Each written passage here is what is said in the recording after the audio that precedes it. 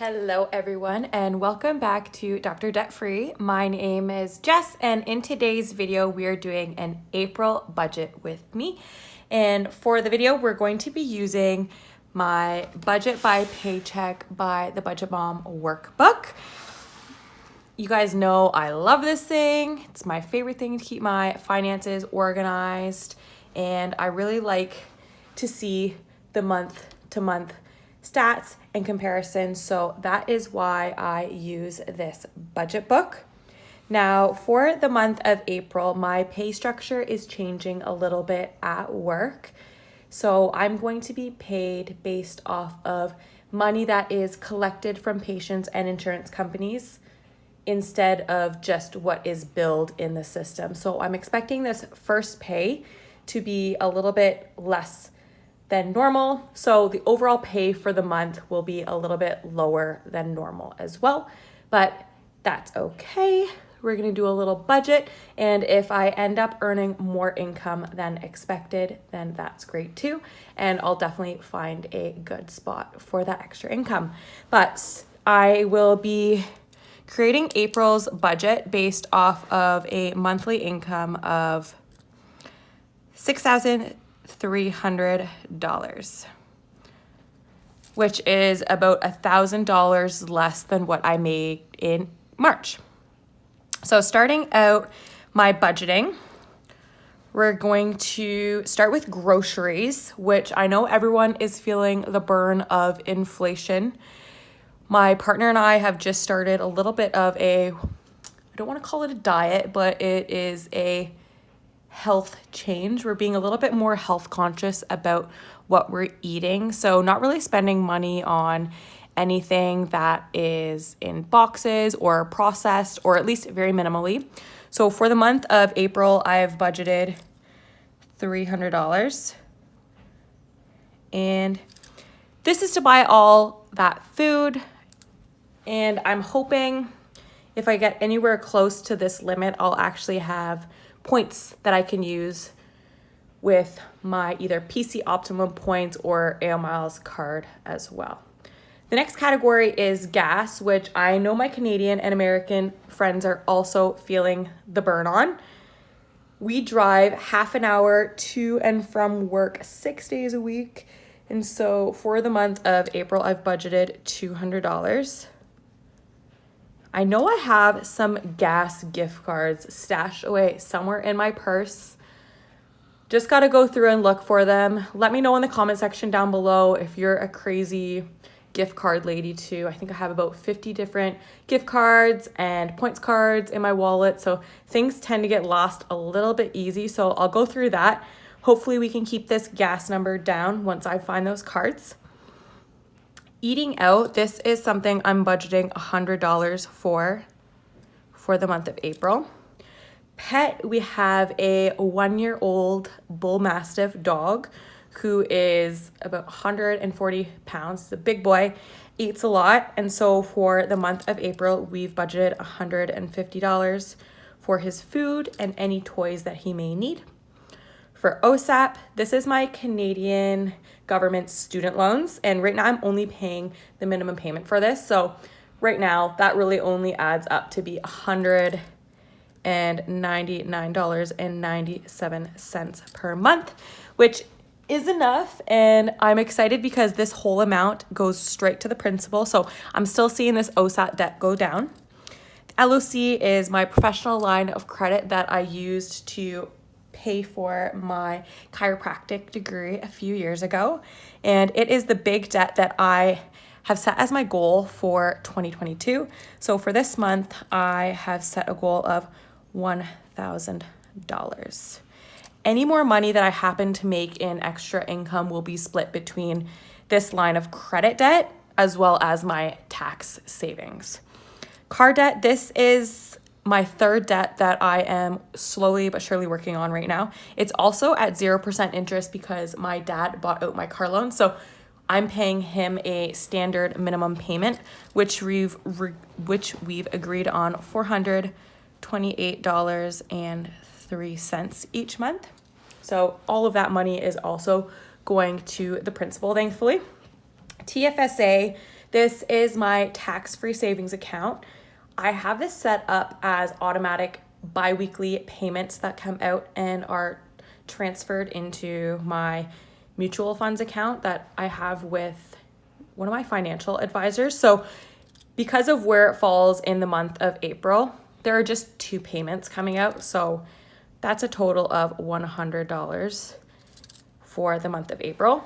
Taxes, if you guys have been following along, this is something I've really been tackling since the start of January. I was playing catch up for my 2021 tax payment that I did a really poor job of saving up for last year. So this is going to be paid off by the end of April. So I've budgeted $2,200 for the month of April. And like I said earlier, if I do make any extra income, it's probably gonna go, a good chunk will go to taxes. I did already give my accountant all of my receipts and all of my information, so I'm just waiting back to see how much I will be paying in taxes this year. Because I am an independent contractor, I work as a chiropractor for a clinic, I don't have any taxes taken off any of the money that I make. So I do pay it in one lump sum during tax season every year.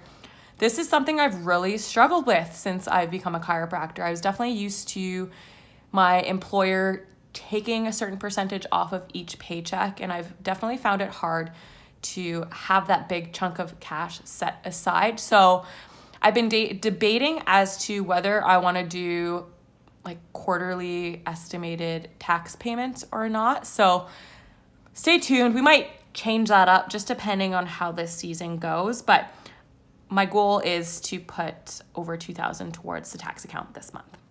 For the gym, this is something we also pay bi-weekly. And my partner and I, we used to pay like $500 between the two of us to go to the gym, a really expensive boutique gym, but now we're only paying like $7 each every 2 weeks. So much more affordable. We have all the equipment that we need there, and the gym is open 24/7. I'm not sure what more we could need. So for the month of April, I've budgeted $27.08 for the gym. For the phone bill, I have unlimited data, and I'm pretty content with the plan that I have right now. Simple, but it's all that I need, and I pay $56.50 for that every month. Utilities, this includes the bills that we pay to live in our apartment. My partner covers the rent, and I cover a lot of our other bills, especially to do with the cars and our utilities. So fortunately, last month, my partner and I were on the website, and we realized that when we switched to an automatic payment, that we actually get back a $150 deposit that was paid when we first started living at the apartment. So now, since we're doing automatic payments, they're not taking things off the credit card. We've received a $150 credit for our hydro. So I don't think I will have anything to pay for our hydro bill for the month of April, but we do still have to pay for our internet. So for this month, I've budgeted $100.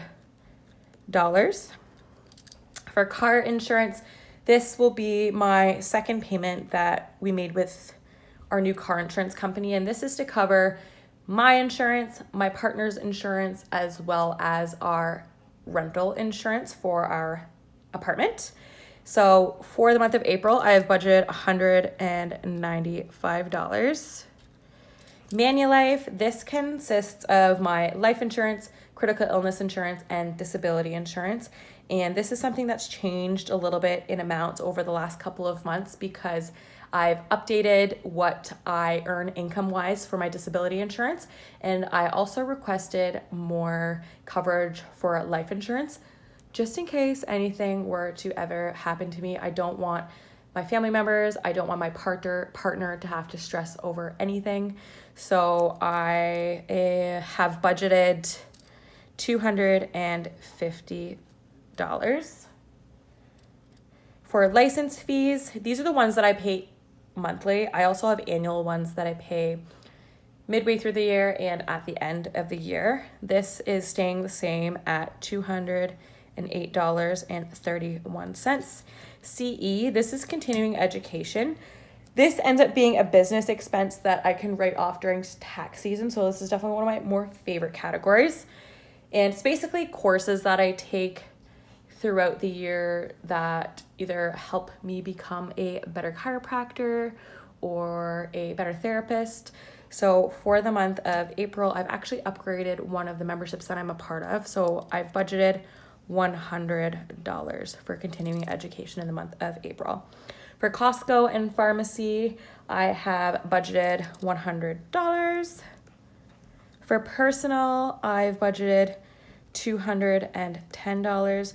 And this month, what this is actually going to is my partner and I have signed up for a nutrition and fitness coach who is going to help us with our accountability, to stay in shape, to watch what we're eating, to make sure that we're holding each other accountable. So we've worked with him a couple years ago. We really, really love working with him. So excited to get going with him again.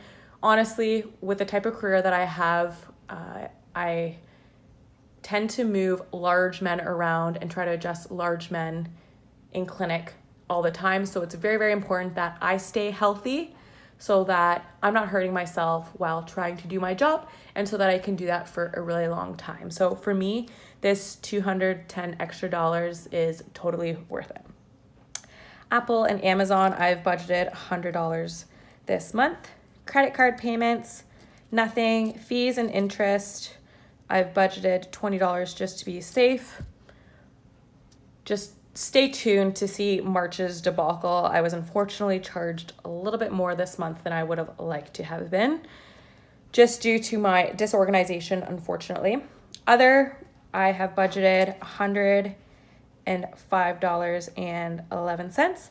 And then sinking funds, super exciting to see this in my monthly budget. This is something that I just started in the second paycheck of March. So if you haven't seen that video, I'll link it up here above. But I have started contributing to sinking funds. We got lots of really fun ones to look forward to going. And for the month of April, I've budgeted $200 there. Okay, so this is my budget for April. I'm expecting my, most expensive expenses to be taxes, line of credit, my car payment, and then we have groceries. Other than that, things are pretty even across the board. I'm gonna flip over to this monthly spread. So here is the month of April. Nothing is dated, so I'm gonna go ahead and do that now. And then I'll meet you on the other side just to talk a little bit about what my goals are for the month of April.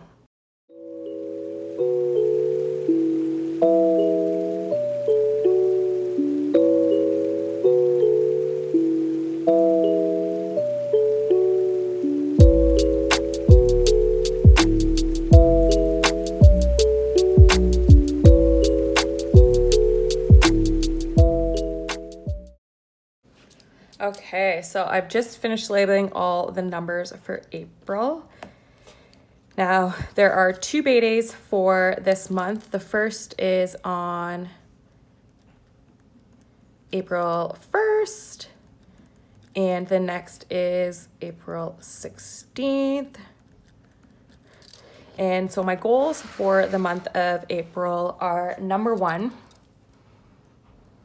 to work more hours, to earn more income.